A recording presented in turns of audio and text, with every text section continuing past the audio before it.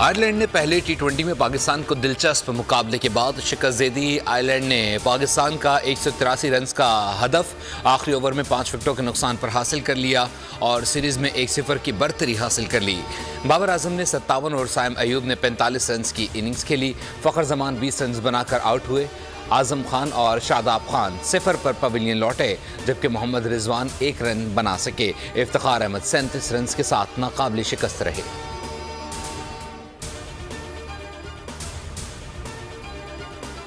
पाकिस्तान को श्रीलंका बनाने की कोशिश की गई। आपसी चिपकलिश से पाकिस्तान आगे नहीं जा रहा।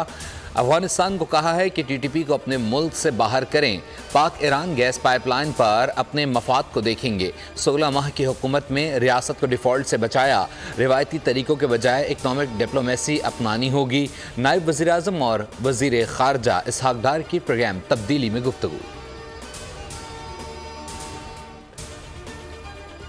और लाहौर और गिरदोनवाह में तेज़ हवाओं और आंधी ने सब कुछ उड़ा कर रख दिया। मुख्तलिफ इलाकों में बारिश का सिलसिला शुरू हो गया। हवा की रफ्तार 11 किलोमीटर फी घंटा रिकॉर्ड की गई। तेज़ हवा से गर्मी की शिद्दत में कमी आ गई।